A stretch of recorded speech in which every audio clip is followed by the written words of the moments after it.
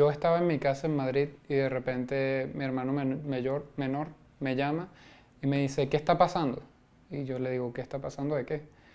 Y me dice, mira Twitter y me llamas.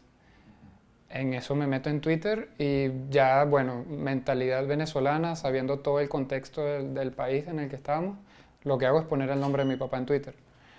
Y apenas lo pongo, veo un tweet muy reposteado de hace unos 5 o 10 minutos, donde decían que se habían recién llevado un organismo del Estado a mi papá en el Farmatodo de las Mercedes. Después, con el tiempo, se ha ido aclarando un poco más la situación de cómo fue. Nos han llegado personas que fueron testigos de lo que sucedió, que fue en el Farmatodo de las Mercedes en Caracas, en el Río de Janeiro, alrededor del mediodía. Aproximadamente 10 personas se acercaron a donde estaba mi papá. Hubo mucho forcejeo cuando se lo intentaron llevar. Nos dicen que le golpearon y que además lo arrastraron por el piso hasta meterlo a una de las camionetas en las que venían. En la camioneta que también intentó forcejear, pero bueno, entre todos lo metieron y se lo llevaron. Después más tarde ese mismo día, nos enteramos por nuestros vecinos en la casa de Caracas. Se estaban metiendo un grupo de personas en la casa sin ningún tipo de aviso, de orden de allanamiento, de lo que sea. De esa manera fue que nos enteramos, porque no había absolutamente nadie en la casa y efectivamente entraron y se llevaron, bueno, la computadora de mi papá, maletines con documentos, carteras de mi mamá, que tú me dirás para qué se necesita eso, perfumes. Y bueno, ese fue el primer día, como se llevaron las cosas. Y bueno, inmediatamente después de eso empezamos a preguntar para ver dónde estaba mi papá, qué le estaban haciendo, si estaba bien, cómo estaba. Mi papá estaba comprando unas medicinas, entró a la farmacia y al momento en el que estaba saliendo de la puerta, en ese momento lo interceptaron entre esa gran cantidad de personas y bueno, empezó todo el forcejeo.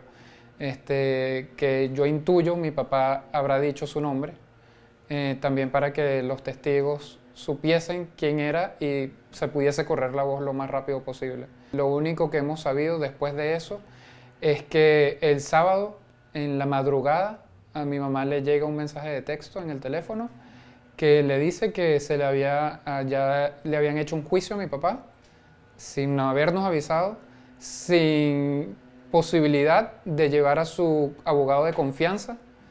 Le impusieron un abogado del Estado y además de eso, bueno, se hizo el juicio por completo y se le imputaron 5 cargos, entre esos incitación al odio, terrorismo y bueno, para de contar los demás, los otros 3. Después de eso, posteriormente a eso, nos dijeron que estaba retenido en el helicoide, pero no tenemos ninguna fe de vida de mi papá. Mi mamá fue a corroborarlo. Hasta ese momento a ella no le habían dicho en ninguno de los centros de retención en Caracas que mi papá efectivamente estaba ahí.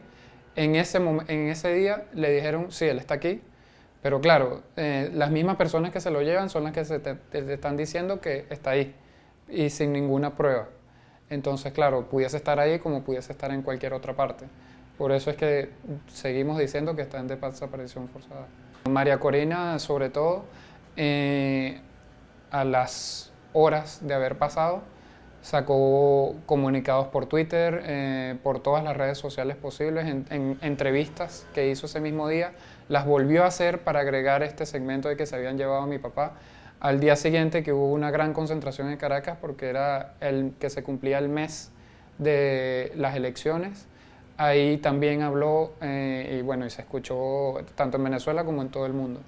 Y bueno, sí, y entre ella y también hemos recibido mensajes por parte del mundo y su equipo, todo el equipo, y no solamente de ellos, de toda la oposición, nos está apoyando y bueno, sabemos que no estamos solos porque verdaderamente están activos con nosotros. Alguna persona que quiera buscar la verdad, cualquier persona que quiera buscar la verdad es vulnerable a que le pase exactamente lo mismo que le pasó a mi papá.